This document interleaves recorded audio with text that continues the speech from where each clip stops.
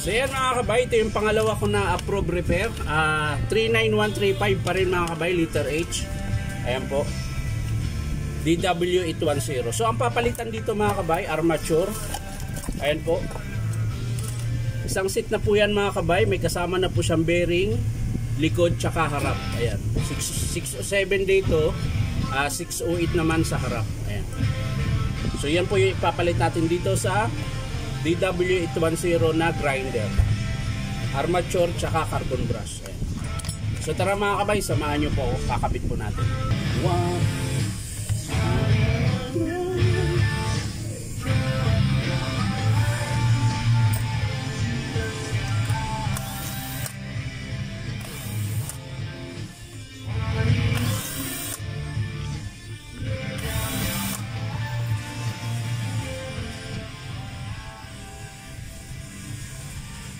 So yan mga kabay.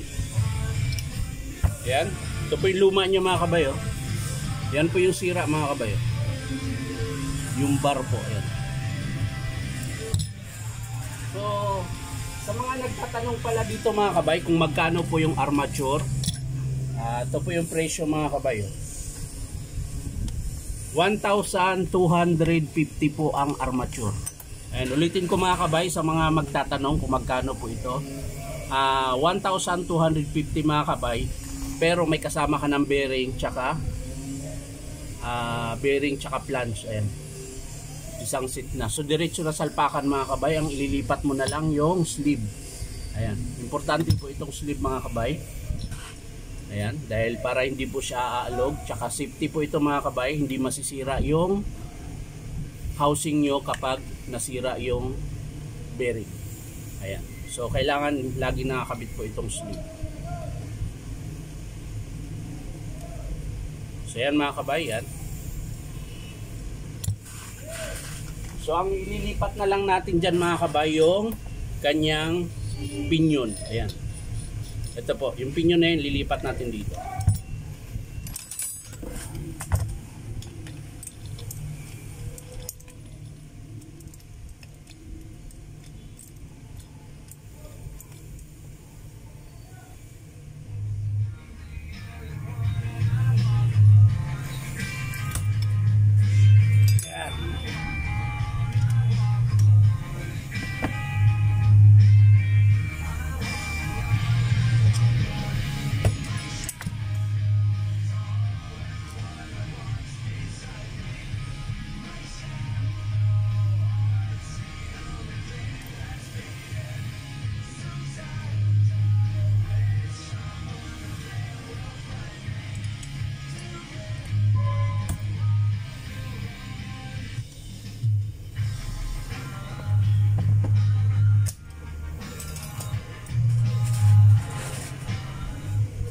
So yan mga kabay, nakabit ko na po yung pinion tsaka yung sleeve.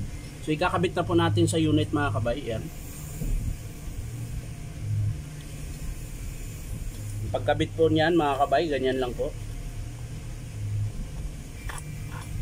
Ayan. Yung pinakatenga niya mga kabay, lalagay nyo po dyan sa merong muka. Ayan.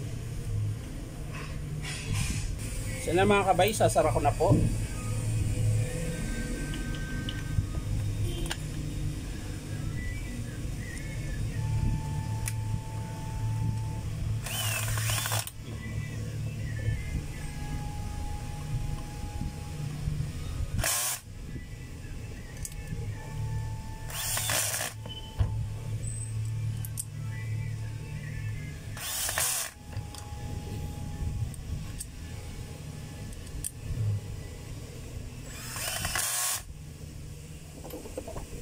Kapit natin yung carbon mga kabay.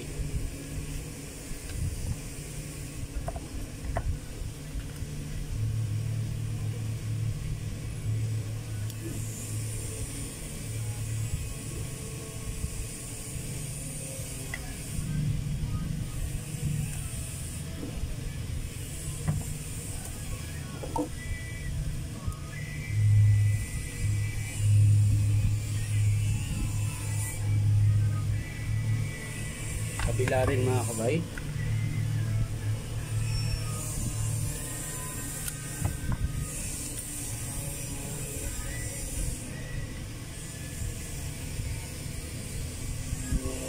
Yun. So bago natin isara mga kabay, testing muna natin.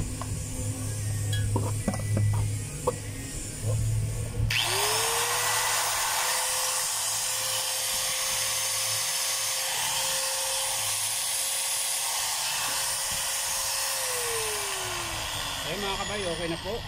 Sasara ko na. Bali, yan lang po talaga pinalitan natin. Armature carbon brush. Ayan.